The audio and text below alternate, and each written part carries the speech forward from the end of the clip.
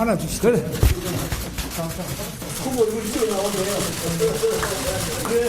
단일화 이런 등등의 문제에 대해서도 과거에 단일화 2007년 대선 당시에 이회창 전 후보님께 좀 도와달라는 요청을 하기 위해서 여러 차례 자택을 찾아가서 호소하셨던 그런 일화도 소개를 하셨습니다. 재밌는 대목을 하나 제가 뭘까요? 말씀을 드리겠습니다. 자, 지금 이해창 후보를 찾아갔다고 했잖아요. 네. 이명박 대통령이. 그래서 단일화에 성공했을까요?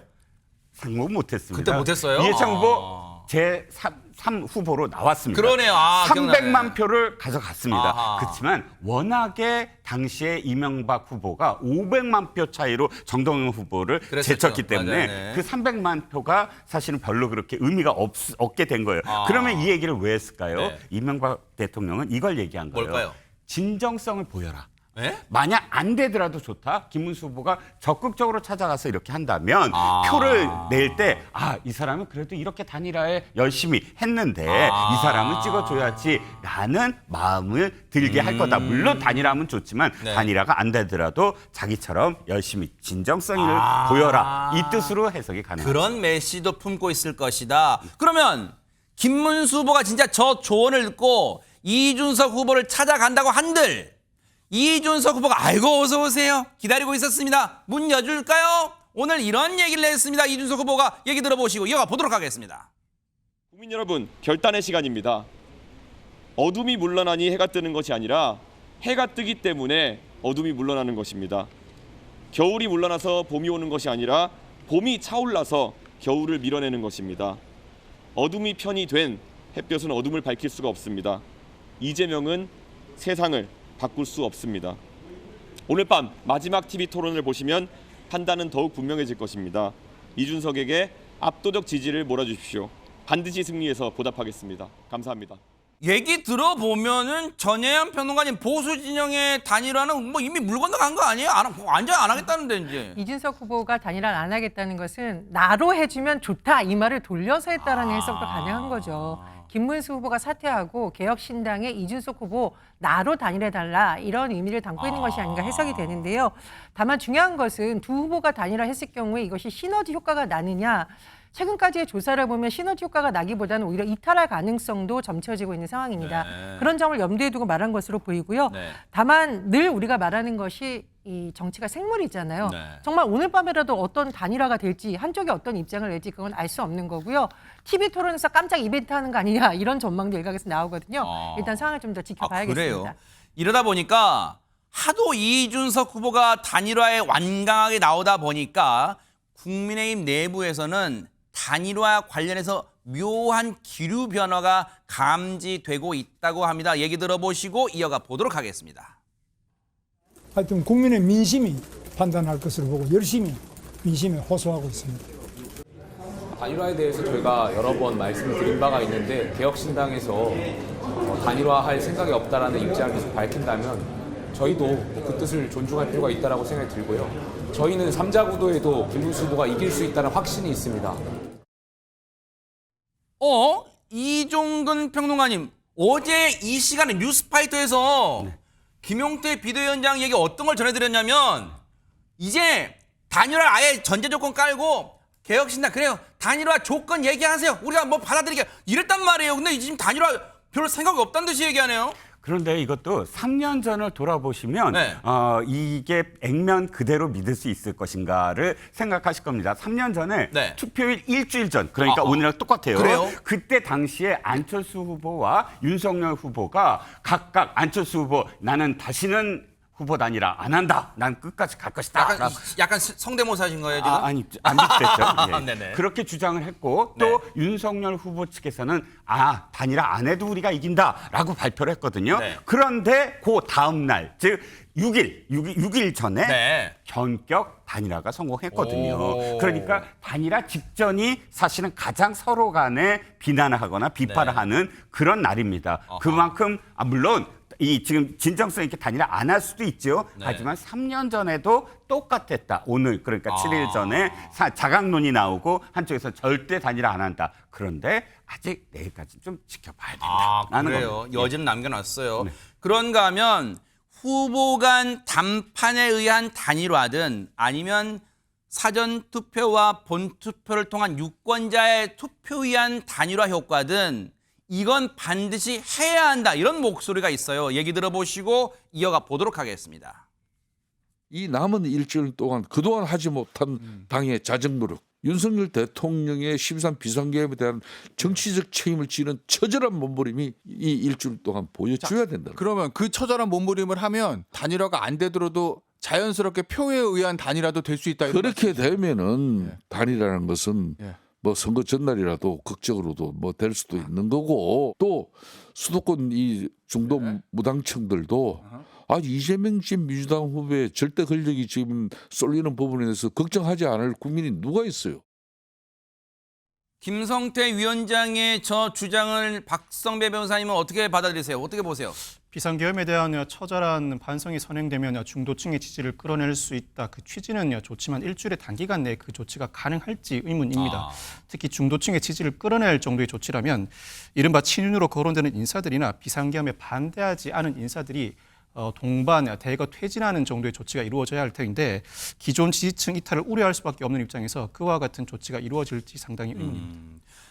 12.3 비상계엄에 대한 처절한 통렬한 반성을 하자 그런 주장이 나오고 있는 거에 찬물을 끼얹는 또 그런 일이 선대위에 국민의힘 선대위에서 있었다면서요. 이담화는 뭡니까? 네, 어젯밤에요. 이른바 친윤인 윤상현 의원이 공동선대위원장으로 임명이 됐습니다. 이렇게 되니까 그동안 친윤과의 결별을 계속해서 주장했던, 그렇게 요구를 했던 친한계라고 하죠. 한동훈 전 대표 측에서는 굉장히 반발이 크게 일어나고 있습니다.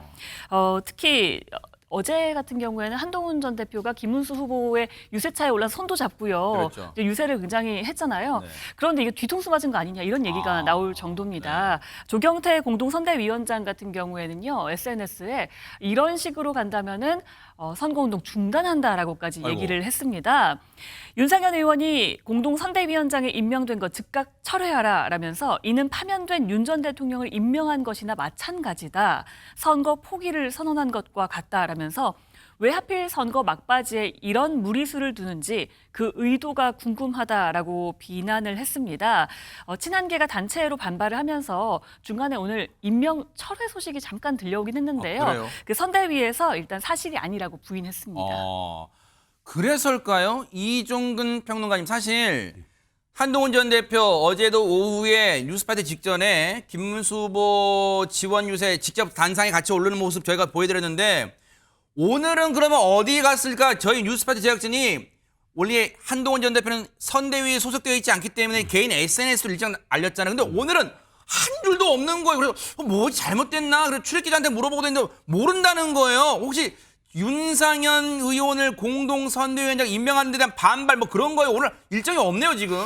그건 아닌 것 같고요. 저도 이제 좀 취재를 해봤는데 원래 지금 굉장히 강행군을 했다고 해요. 부산 광안리에서부터 출발해서 단 하루도 쉬지 않고 바로 대구 서문시장에서 청주에서 원주에서 수도권을 거쳐서 송파까지 이르는, 그리고 이제 김문수 후보의 유세차에 올라서 손을 드는 과정, 이게 사실은 플랜이 있었다는 거예요. 그만큼 김문수 후보에게 저 밑에 부산에서부터 바람을 일으켜서 그 바람을 전달해주는 그런 퍼포먼스를 기획을 했고, 그래서 일단 지금 한번 호흡을 좀 가다듬는다라는 미리 그렇게 계획을 하고 있었던 차에 하필이면 또 근데 윤상현 선대위원장 지금 임명 소식이 전해지면서 친한계가 단체로 지금 반발하고 있거든요. 그러니까요. 그러니까 오버랩이 돼서 한동훈 후보가 그것 때문에 이제 안 오려나 보다라고 지금 해석을 하고 있는데 그건 아닌 것 같습니다. 아하.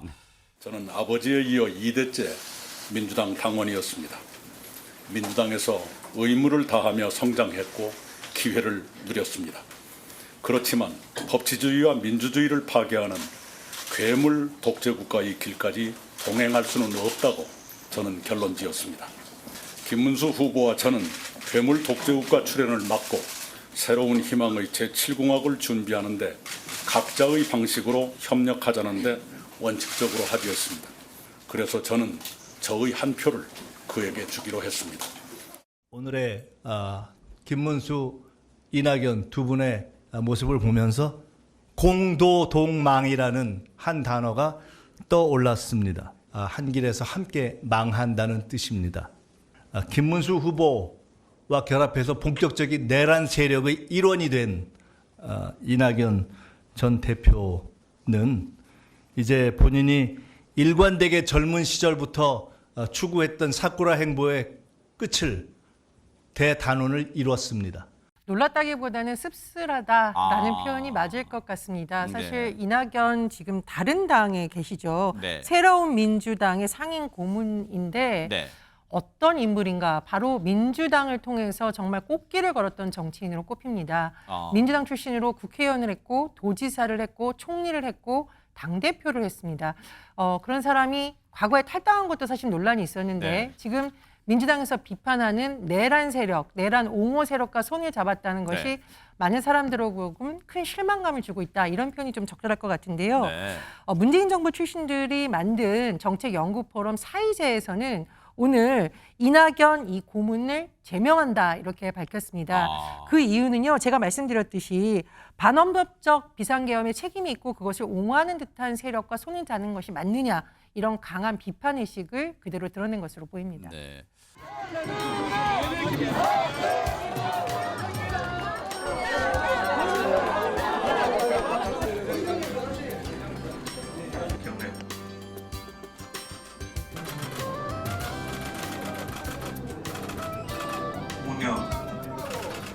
며칠 전에 마침 김문수 후보께서 이곳 분이 아버지 생가 또 옥천에 어머니 생가를 방문하신 모습을 보고 저도 찾아뵙고 싶다 하는 그런 생각이 많이 들어서 오늘 이렇게 오게 됐습니다.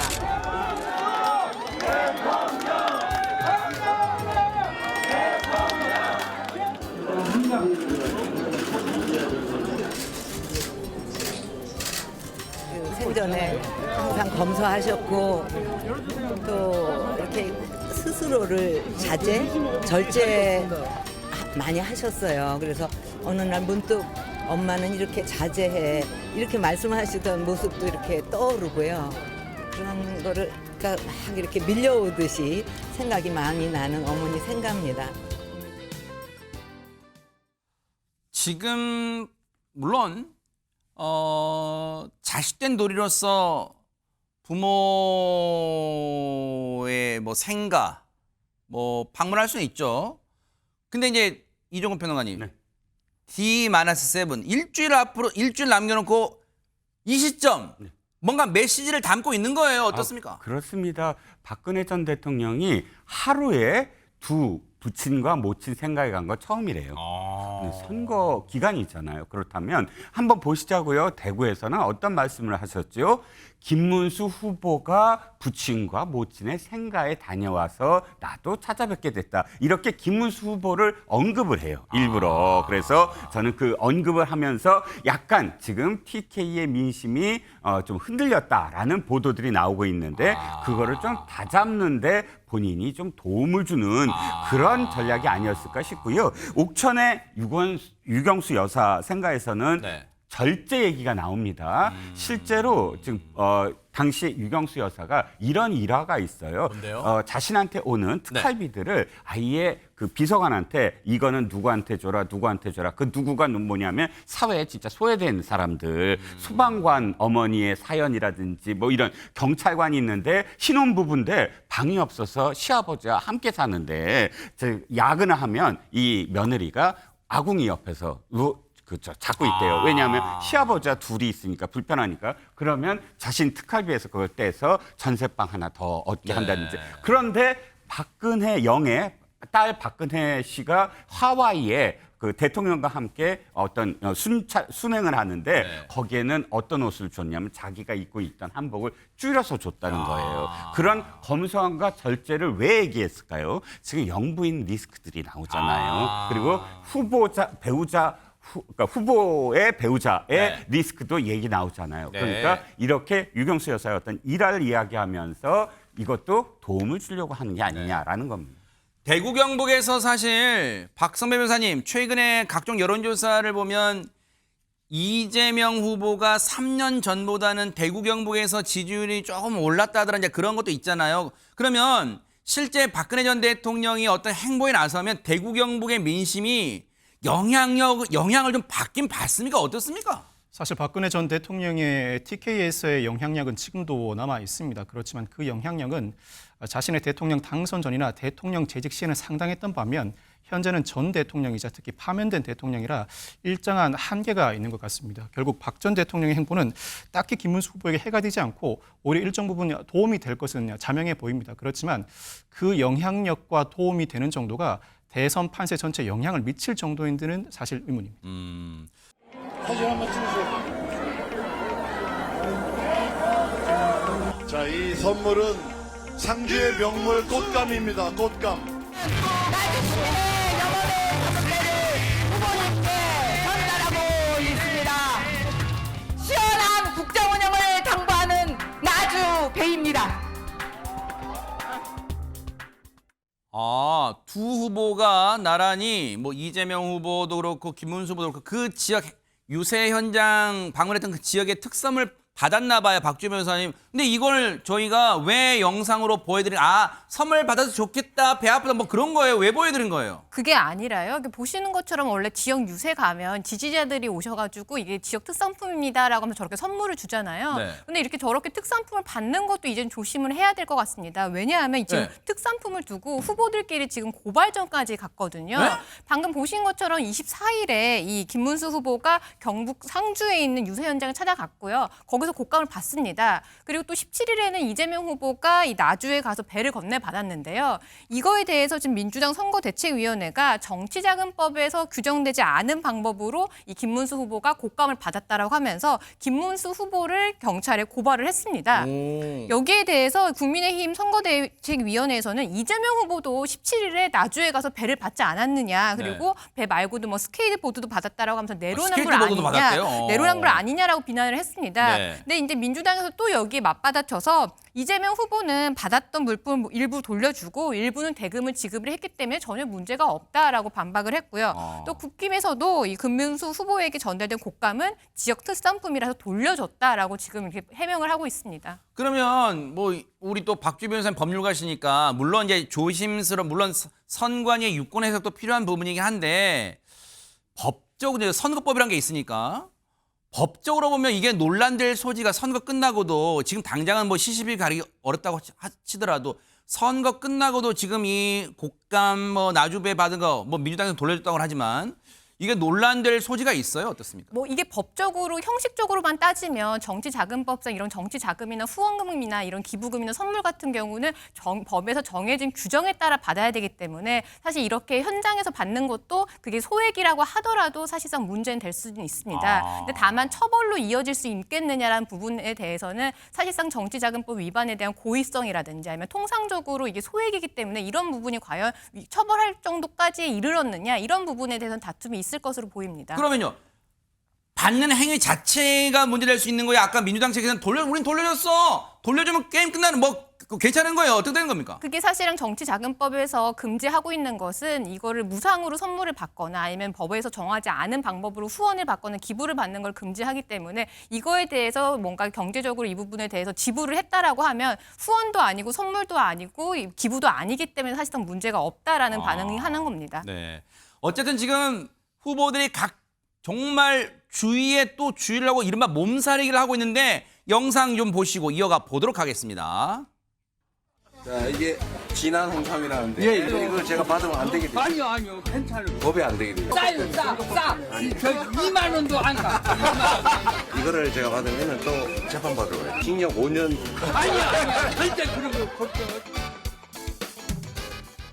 네, 우리 준숙이 엄마가 어린이에게 떡을 하나 줬습니다. 얼마나 이뻐 보일까요? 네, 여러분, 우리 준숙이 엄마가 결국에 우리 애기 오늘 응원단에게 그야말로 선물을 주고 있습니다. 그리고 이제 기념사진을 같이 찍게 되겠습니다. 이거 인터넷상에 지금 막 화제가 되고 있다는데 왜 어떤 부분입니까? 신고인은 이준석 후보의 모친이 기부 행위를 하는 장면이 담긴 영상을 보는 즉시 선관위에 신고를 감행했다고 합니다. 사실 공직선거법 114조는 후보자 가족도 일체의 기부 행위를 하지 못하도록 규정하고 있습니다.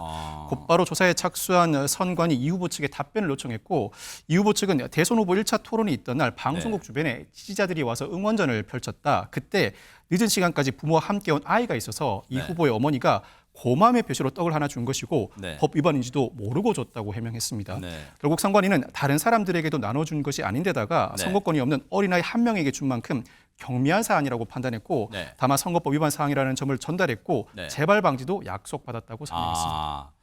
왜 그러냐 그랬더니 범죄를 해서 그렇습니다. 이렇게 하는 거는 범죄예요. 여러분, 이렇게 하는 건 범죄야. 범죄예요. 보내주세요. 여러분 그냥 보내주세요. 여러분 그냥 보내주세요.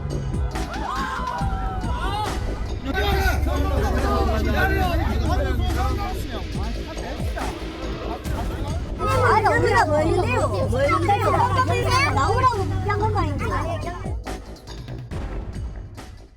하마터면 선거 운동원을 다칠 뻔해서 지금 무슨 상황입니까, 전현 평론가님? 어제 오후 대구 수성구에서 민주당 박주민 의원과 선거운동원들이 유세하는 현장에 누군가가 저렇게 경제학을 울리며 방해하는 데 이어서 이것을 막으려는 선거운동원들을 차에 매다른 듯한 또는 차로 미는 듯한 현장이 목격이 됐습니다.